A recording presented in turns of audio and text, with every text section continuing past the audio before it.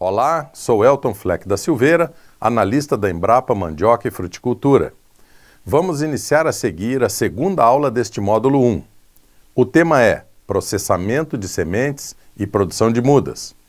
O conteudista e instrutor é o Dr. Lucas Kennedy Silva Lima, graduado em Ciências Agrárias pela Universidade Federal da Paraíba em 2012.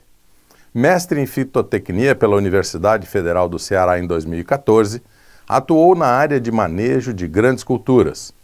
Foi bolsista na Universidade Federal Rural de Pernambuco e é também doutor em Ciências Agrárias e Fitotecnia pela Universidade Federal do Recôncavo. Desenvolveu seu projeto de tese com manejo da fusariose na cultura do maracujazeiro na Embrapa Mandioca e Fruticultura, onde realizou também o pós-doutorado júnior pelo CNPq.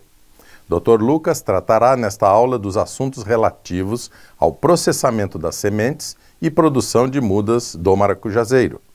Desejamos a você uma boa aula. Então, bom dia pessoal a todos. Como foi falado, meu nome é Lucas e eu vou falar um pouco para vocês aqui nesse curso sobre o processamento de sementes e a produção de mudas de maracujá. Então, como a gente sabe, no sistema de produção de maracujá orgânico, a gente tem várias etapas até a obtenção da produção. E dentre essas etapas, uma das mais principais que a gente considera é o processo de seleção das sementes para a obtenção das mudas e o próprio processo de obtenção dessas mudas. Qual a metodologia mais indicada em casos de sistema orgânico? Então, quais seriam os critérios essenciais que a gente deve levar em consideração para o processo de seleção dessas sementes? O Nildo já abordou um pouco nisso na parte que ele falou das variedades, como realizar esse processo de melhoramento, mas a gente aqui também destaca que no momento de você selecionar, fazer uma seleção local, ou seja, no seu próprio pomar, você deve preconizar essas plantas que apresentam um elevado vigor vegetativo e produtivo, com um elevado número de flores e produção de fruto. Então, é interessante que, além de ter uma boa floração e uma precocidade, né, ou seja, que inicie rapidamente esse florescimento, esse material, ele também converta essas flores em frutos, porque muitas vezes a gente observa que ocorre esse processo de abortamento floral que pode ser decorrente desse processamento de incompatibilidade genética. Então, é importante também que esses frutos sejam uniformes, tanto em relação ao tamanho como em relação ao peso, para você ter um padrão específico de frutos, e com elevado rendimento de polpa, ou seja, tem um bom preenchimento de polpa interno e que tenha também que também sejam plantas saudáveis, livres do ataque de pragas e doenças. Então, quando você reúne todas essas características em plantas, é interessante que você possa selecionar esse material, selecionar vários materiais nessas características e fazer cruzamento entre essas plantas, para você aí obter um maior rendimento de polpa e de uma produção maior futuramente. Então, como é que depois da obtenção desses frutos, depois que você fez a polinização, conforme o Nildo mencionou, né? Então, como é que a gente deve proceder para poder conservar essas sementes? Nós utilizamos geralmente dois métodos, que é a fermentação das sementes para poder realizar a extração, ou a extração via mix, que é um método que a gente utiliza aqui na Embrapa. Então, no processo de fermentação, a gente deixa a semente por mais ou menos,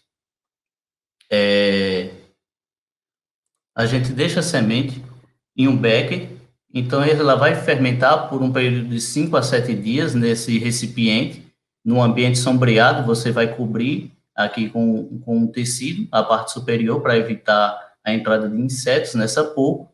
Claro, você pode remover a polpa, né, para poder fazer suco e outros produtos que necessário.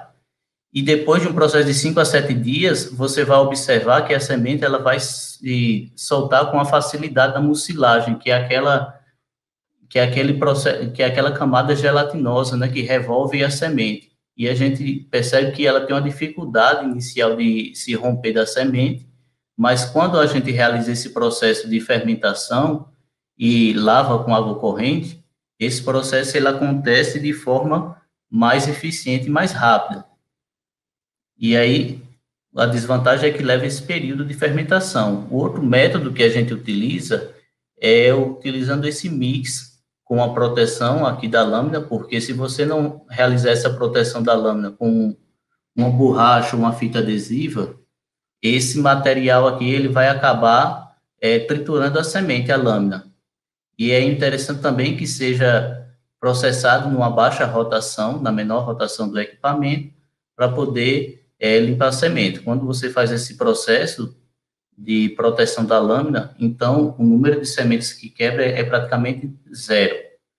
Aí tem como vantagem esse processamento que você, assim que colheu a semente no campo desse material selecionado, você já pode fazer a retirada da polpa e da mucilagem. Após a obtenção da nossa semente, a próxima etapa seria eliminar as sementes imaturas. Então, como é que a gente identifica quais seriam essas sementes imaturas? Porque o processo de maturação das sementes ele ocorre de forma variada dentro do fruto, né? E pode ocorrer de algumas sementes estarem imaturas, ou seja, o embrião ainda não está totalmente formado, o que vai inviabilizar a emergência dessas sementes, ou vai causar a formação de plântulas anormais, não é? Então, essas sementes com a coloração mais clara e que depois que a gente colocar na água elas ficarem boiando, ou seja, não ficarem imersas, a gente deve eliminar porque geralmente essas sementes apresentam problemas na emergência em relação a essas outras que ficam submersas. Depois que eu faço a eliminação dessas sementes, tanto para o método de fermentação como mix, essas sementes eu devo secar por mais ou menos uma semana na sombra e para depois proceder com o armazenamento das sementes. Então, como é o armazenamento que deve ser feito? Geralmente a gente utiliza garrafas dessas pequenas, tipo PET, e pode conservar em geladeira. Quem não tem câmara fria, quem não tem uma estrutura, pode conservar em geladeira, na parte de baixo da geladeira, que tem uma temperatura mais ou menos aí de 6 graus, 6,5, e o maracujá, ele suporta essa resfriação dessa temperatura em torno de 6 graus, de 6 a 10 graus, e até um ano a gente tem observado que ela tem uma viabilidade muito boa. Então, você pode armazenar essa semente em geladeira por um ano, e a gente vai observar que ela mantém essas características de vigor na germinação por esse período. Também pode ser utilizado sacos de papel, né, para poder armazenar as sementes. E depois desse procedimento que você armazenou, se necessário, né, senão você já pode utilizar esse material para poder produzir a sua muda. Esse daqui é o método que a gente fala do processamento de sementes da sua própria área. Quando você tem um material selecionado, quer plantar o seu próprio material, porque você considera um material produtivo, com elevado vigor, então você pode fazer esse processamento. Mas, também como o Oni mostrou, tem vários cultivares já registrados de maracujá amarelo, com elevada produtividade, com boas características físico-químicas, né, com elevado teor de açúcares, que é o BRICS, e com um elevado rendimento de polpa que pode ser utilizado para a produção de frutos, tanto no sistema convencional como no orgânico também, porque a legislação permite a utilização de cultivares já lançadas para os sistemas orgânicos. Então, nós temos a FB 300, que é uma variedade da Flora Brasil, assim como o FB 200, e o BRS Rubi do Cerrado, o BRS Gigante Amarelo e o Sol do Cerrado, que são cultivares desenvolvidas pela Embrapa Cerrados. E tem uma boa aceitação no mercado, né, já é produzido em vários estados do Brasil. Então, esse material são bastante aceitos por produtores que têm uma característica boa em termos de produtividade, em termos de qualidade de suco também. E aqui eu só trago essa ilustração para vocês verem também que, apesar dessa aceitação, o custo também é elevado da semente. Eu estava pesquisando ontem, então, as sementes elas são comercializadas por unidade. E a gente vê que, à medida que você vai aumentando o número de sementes, ele vai reduzindo o preço por sementes. Então, nessa empresa, vocês podem, quem tiver interesse em adquirir as sementes, podem ser adquiridas por essas empresas, por essa empresa, e no caso da Flora Brasil, deixei o link que você pode solicitar o orçamento de quanto fica o valor das sementes que você pretende adquirir, de qual variedade. Então, em termos de onde eu já explicou, né, que esses materiais ele têm uma forte interação com o ambiente em que se é produzido, então é interessante que seja, quem não tem a experiência, que nunca plantou, que seja testado qual material mais se adequa às suas condições locais, e tanto as condições locais de ambiente como aos tratos culturais, porque a planta ela pode responder de forma diferente em função do manejo que você emprega nela, né? Então, depois que a gente selecionou, já fez o processamento da semente e já realizamos a escolha de qual material utilizar, já obtivemos essa semente, quais seriam as principais características, né, para a gente obter uma muda de qualidade? Então, são vários fatores que a gente pode levar em consideração. Deve utilizar uma semente de um material conhecido, com uma semente viável, não é uma semente que seja bem conservada e armazenada, que a gente saiba que esteja com uma viabilidade boa, uma boa germinação. Deve levar em consideração qual o recipiente vai utilizar para a produção dessas mudas, se são tubetes, saco de muda, bandeja. O ambiente de produção de muda, qual seria esse ambiente que está à disposição? Seria um telado, um sombrite? Não tem ambiente para a produção de mudas, porque isso daí interfere diretamente na qualidade dessas mudas. Um dos mais importantes, né, qual substrato utilizar, qual a mistura deve ser utilizada. E substratos, a gente sabe que ele tem um papel imprescindível na formação de mudas, no fornecimento de nutrientes e na capacidade, né, dessas plantas em absorver esses nutrientes e converter em acúmulo de massa, que é o mais interessante nessa fase inicial. A qualidade da água utilizada na irrigação. É importante utilizar uma água de qualidade, com baixos níveis de sais, né, e que não ofereça a incorporação de contaminantes a esse substrato, e o manejo de pragas e doenças durante a produção das mudas, porque a gente sabe também que durante essa fase, as mudas elas podem ser acometidas com pragas e doenças, e isso também está bastante relacionado com o ambiente de produção. Então, a depender do ambiente, você pode ter uma maior intensidade dessas doenças. Então, quais seriam as características de substrato para a produção das mudas? Uma boa porosidade desse substrato, ou seja, é a capacidade que esse substrato tem de infiltrar a água no momento de irrigação. Uma boa fertilidade para nutrir as mudas, né? O substrato, além dessa capacidade de infiltrar a água, de ser bastante aerado, com um elevado teor de macro e microporos bem dimensionados, ele tem que ter essa fertilidade para nutrir as mudas e até o momento do plantio em campo, né? Então, não apresentar salinidade de seus componentes, porque a gente sabe que os sais, o teor elevado de sais pode promover uma redução na absorção de alguns nutrientes, como potássio, cálcio, por exemplo, e a capacidade de armazenar umidade, porque se for um substrato também muito aerado, com uma elevada porosidade, ele não vai permitir que a água permaneça no substrato, então vai ser necessário várias irrigações para poder suprir a necessidade hídrica da planta, e dentre os principais, o baixo custo, né, porque a gente sabe que quando se produz, um dos principais entraves é o custo que você tem associado à produção, e medidas que você utiliza para baratear esse custo, eles são sempre bem-vindos. Então, vamos supor que a gente produz um substrato que a gente utiliza apenas solo na sua composição. Quando a gente utiliza apenas solo, vai acontecer vários problemas. Que a capacidade que o solo tem, dependendo do solo, mesmo que seja solo virgem, solo que você retirou de uma área de mata que tenha já um teor elevado de nutrientes, ele, dependendo da sua textura, é claro, ele vai impedir o desenvolvimento das raízes e a formação das raízes. Essas raízes ficarão mais retidas na camada superficial do recipiente que você vai utilizar, e as raízes não vão conseguir explorar todo o volume do substrato presente nesse recipiente, e aí, dessa forma, eles vão proporcionar uma menor absorção de nutrientes e um menor desenvolvimento, consequentemente, dessas mudas. E aí, antes do plantio em campo, essas mudas já vão apresentar deficiência de alguns nutrientes, principalmente nitrogênio, né, e potássio, que são os mais demandados pela cultura do maracujá, e você vai também demorar um maior tempo para obter uma muda ideal para o plantio em campo.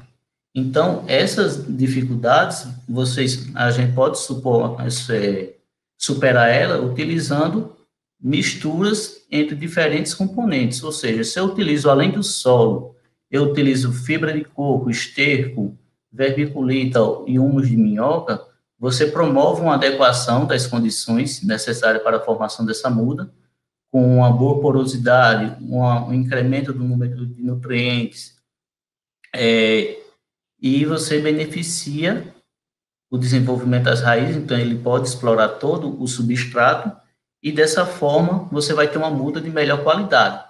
Então, é interessante que quando você vai formular um substrato, você, claro, veja a questão da disponibilidade dos componentes na sua região, mas que faça essa mistura entre diferentes componentes para poder promover essa aeração e incremento do número de nutrientes, né, da fertilidade desse substrato.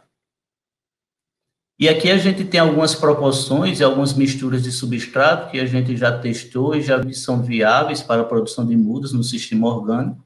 Algumas misturas que utilizam solo e esterco, né, quatro partes de solo e uma de esterco, ou 3 partes de solo e uma de esterco.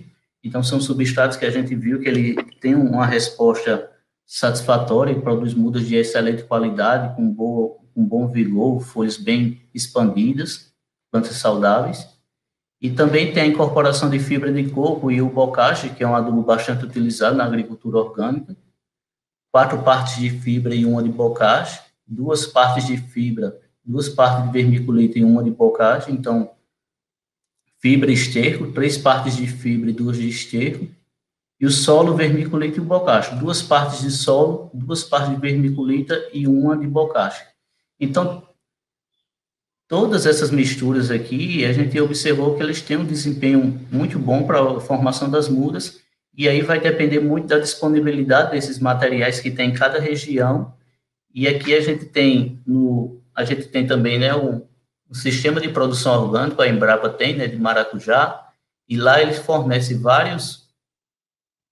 o preparo, né, de vários adubos e caldas para poder não só a nutrição das mudas, como das plantas em campo, e um dos mais utilizados é a produção do bocashi, que tem aqui os componentes necessários para a obtenção, para a produção desse bocashi que a gente testou nesses experimentos, certo? E aí vocês podem acessar o sistema de produção orgânica do maracujá e lá vão encontrar, além dessa formulação, outros materiais. Então, vamos lá. Após a seleção desse substrato, que a gente considera a partir da disponibilidade dos materiais que se tem no local e a partir da qualidade que a gente pretende ter dessa muda, esses materiais a gente deve peneirar, sobretudo o solo, né? Então, separar as proporções de acordo com aquelas proporções que eu mostrei anteriormente e fazer a mistura, ou seja, a homogeneização desses materiais. Então, por exemplo, se eu for preparar uma mistura de solo e esterco na proporção 3:2, seriam 3 partes de solo, né, 3 partes de solo e 2 partes de esterco de gado, nesse caso aqui, esterco bovino. Então, essa proporção aqui, a gente utiliza e tem bons resultados. Então, essa proporção aqui vai depender da quantidade de mudas que você pretende obter, se seriam 3 vasos ou seriam 3 carros de mão. Então, aí é muito em função da quantidade de muda e do recipiente que você vai utilizar. E depois dessa mistura, quando você tem fontes de matéria orgânica, até mesmo já esterco curtido, como é o caso do esterco bovino, que deve ser utilizado, você precisa fazer um processo de fermentação desse substrato. Então, após essa mistura, você deve deixar esse material umedecido, é importante você umedecer o substrato, repousando por um processo de, no mínimo, 1 semana até realizar o plantio, certo? Então, Já quando você utiliza solo, porque eu apresentei algumas misturas sem adição de solo, é também importante que você realize o processo de solarização, que é a distribuição em camadas de no máximo 20 centímetros, e realizar a cobertura com a lona plástica transparente e manter a pleno sol de 4 a 8 semanas. Então, aqui mostra um exemplo de como é que deve ser feito esse processo de solarização do substrato após esse procedimento de mistura. Então, todas as extremidades devem estar bastante vedadas para evitar perda de calor do substrato.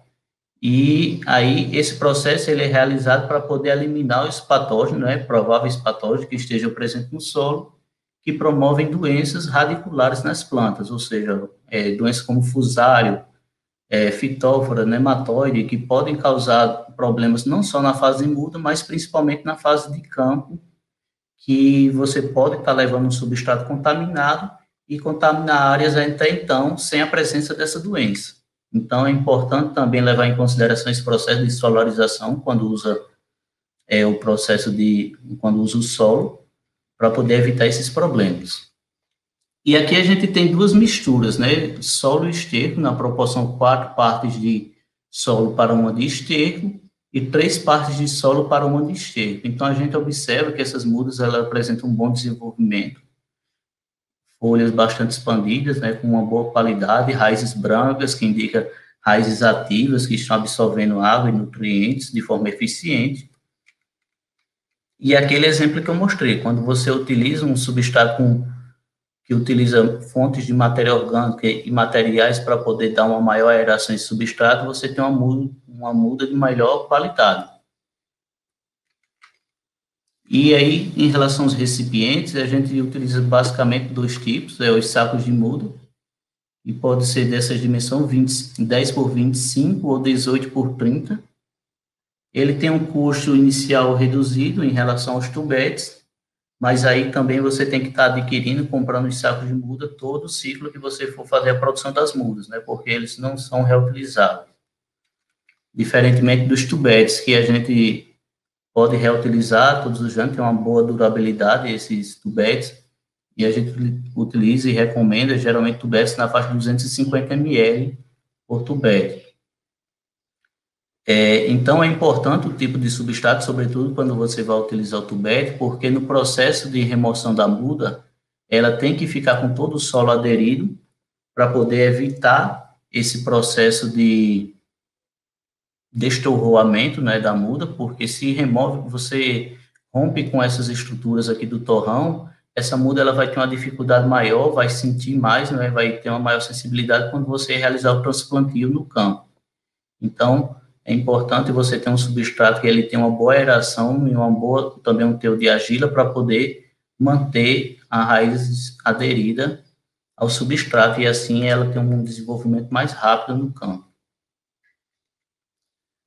As bandejas com capacidade de 60 ml, elas também podem ser utilizadas, mas exigem um grande cuidado, pois essa planta ela não suporta muito tempo nessas bandejas, porque pode ocorrer o processo de estiolamento, que é quando essas plantas estão muito adensadas, e quando elas estão muito adensadas, pode haver um maior alongamento do caule e diminuição no tamanho das folhas, e aí pode ocorrer muito tombamento quando essas mudas vão para o campo. Então, é importante levar em consideração, se essa área, por exemplo, não estiver pronta, isso vai ser um problema, porque a muda ela vai estar pronta e a área ainda não vai estar com os tutores, não vai estar com o sistema de irrigação instalado para poder transplantar, e aí elas vão começar a ficar estioladas, as flores vão perder a coloração, vão ficar amareladas, e aí vai dificultar o desenvolvimento dessas plantas quando você levar ao campo. Certo? Então, só frisando mais uma vez, a questão da manutenção da raiz, quando você utiliza, isso é muito importante para poder você ter uma planta que dê aquele arranque inicial satisfatório no campo, que ela consiga se desenvolver rapidamente e se estabilizar no novo ambiente. E aqui a gente tem essa ilustração mostrando como é que se dá o processo, quando você utiliza um substrato de qualidade, e, claro, é influenciado pelas condições também de temperatura e umidade do ambiente, que o processo de germinação do maracujá ocorre por volta de uma semana, né, 10 dias, então já inicia a emergência das plântulas, e aí até mais ou menos os 20 dias a gente já tem as duas primeiras folhas emitidas. E esse aqui que a gente vê que são em bandejas de 60 ml apenas aqui, então essas mudas elas têm que ser rapidamente enviadas ao campo. E aqui quando você faz o tubete, você, geralmente, a gente recomenda que coloque 1 a 2 sementes. Se você compra daqueles materiais selecionados que eu mencionei no início, então só é necessário uma semente por tubete ou saco de muda. A semeadura deve ser realizada na profundidade de, no máximo, 1 centímetro, não é, de 0,5 a 1 centímetro. E com 8 a 15 dias inicia a emergência, e a muda ela está pronta, dependendo, claro, do ambiente e do substrato que você utiliza, de 50 a 60 dias para o plantio em campo. Então, e depois desse período, durante esse período, é necessário ter precauções com o processo de irrigação, né? Então, a irrigação, você deve fazer dessas mudas com água de qualidade, como mencionei no início, e principalmente nos horários iniciais da manhã, porque se você realiza no final da tarde, essa água ela vai ficar sobre a folha pelo período noturno e vai propiciar o desenvolvimento de doenças como bacteriose, principalmente, antracnose, que estão muito associadas com a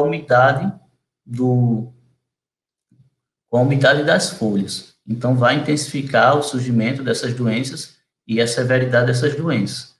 E aí, Raul também, eu acho que vai explicar mais adiante, falar todo a respeito das doenças do maracujá em condições de campo, mas é importante que essa irrigação seja feita no horário da manhã para poder evitar esses problemas. E o local de produção, ele vai depender muito das condições do produtor, né, do viveirista, mas o indicado que a gente recomenda seria a produção de mudas em telado antiafídio, que é esse telado com a malha bem estreita, né, de 0,87 a 0,30 milímetros, desculpa.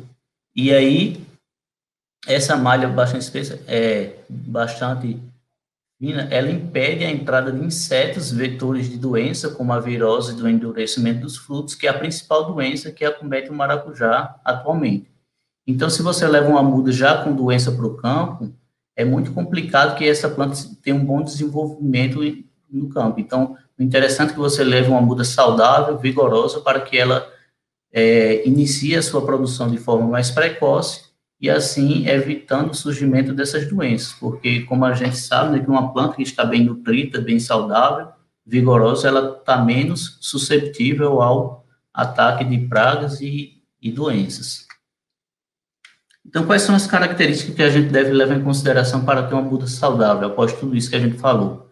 Então, elas devem ser bastante vigorosas, ter de 4 a 6 folhas definitivas, que são já essas folhas aqui expandidas, ser produzida em condições de telado antiafídio, para evitar as doenças que eu mencionei, essas raízes brancas, que indica raízes ativas, que estão absorvendo água e nutrientes, folhas saudáveis, maleáveis, com verde intenso, e com brilho, né, que dá aquele aspecto de muda saudável e vigorosa, e livre de doenças.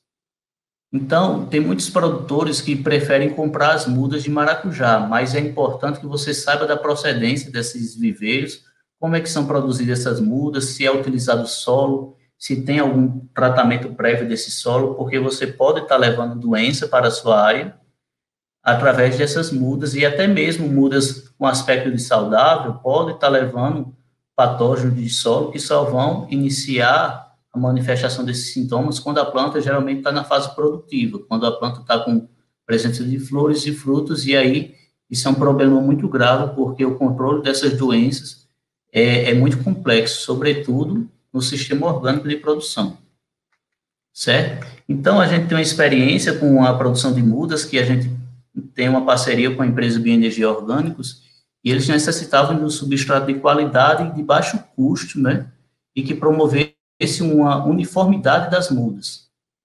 E aí a gente testou 40 misturas diferentes de substrato, com misturas entre bocache, esterco, solo, vermiculite e fibra, para selecionar quais seriam esses substratos que promovia essa melhor qualidade dessas mudas, né. E a gente observou, dentro desses 40 materiais, a gente teve 8 com excelente desempenho para essas mudas, e dentro desses 8, ainda selecionamos 4 que ainda teve um desempenho ainda maior para essas mudas. E aqui está alguns resultados, né, que elas tiveram um desempenho superior para todas as características em função a um tratamento controle, uma testemunha, que é um substrato comercial. E também, além disso, conseguimos reduzir expressivamente o custo em relação ao substrato comercial.